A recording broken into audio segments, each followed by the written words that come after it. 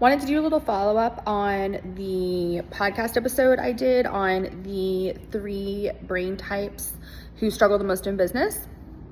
The perfectionist, because this is what I see the most with women. And it's funny because when people ask like what I do, right? Like what I do, sometimes different things kind of come out of my mouth, but for the right people who are ready to hear this, I say I put people into the frequency of perfect, divine love.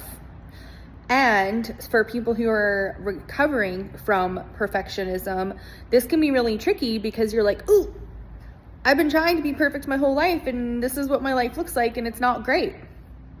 There's a difference between trying to be perfect from a place of ego, from a place of feeling unloved, for feeling like you have to like prove yourself, right? I did a podcast on the energy of proving.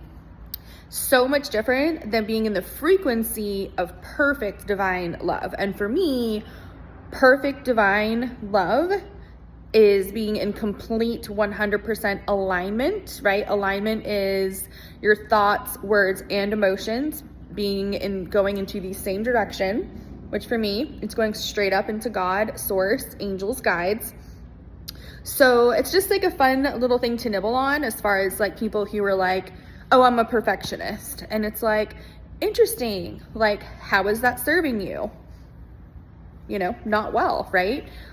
But when you're tapped into the frequency of perfect divine love, this is where you're doing the complete opposite of perfectionism. In perfectionism, you're trying to control everybody, you're trying to control everything, you're being super micromanagey, and you're clinging onto things. And nobody likes to be clinged onto, right? Nobody likes that, especially money. And so when you release and you surrender and you just are in this frequency, you're like, everything is always happening for me. Everything is perfect. Even if I get a flat tire, I know that this is a perfect situation. And then you see what unfolds, right? Like you find out that the tow truck man who is helping you repair your tire is like, I'm so sorry this happened, but thank you so much. This is money that I can actually like feed my children with today. So you start to see things from a perspective of A, we're all in this together. B, you trying to quote unquote be perfect isn't serving anybody. Definitely not serving you. And then C, you get to understand that like a perfect life isn't about things like happening or not happening in the way that you want them.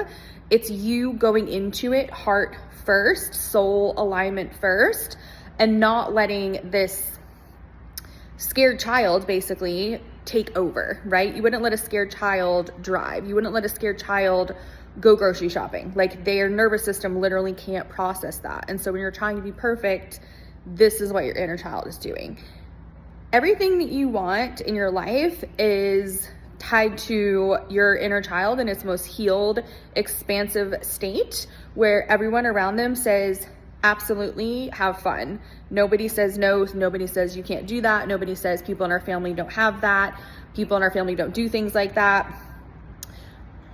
Just a little nugget that popped in during my meditation before I go to mingle. And if you didn't listen to those podcast episodes, they're on my YouTube.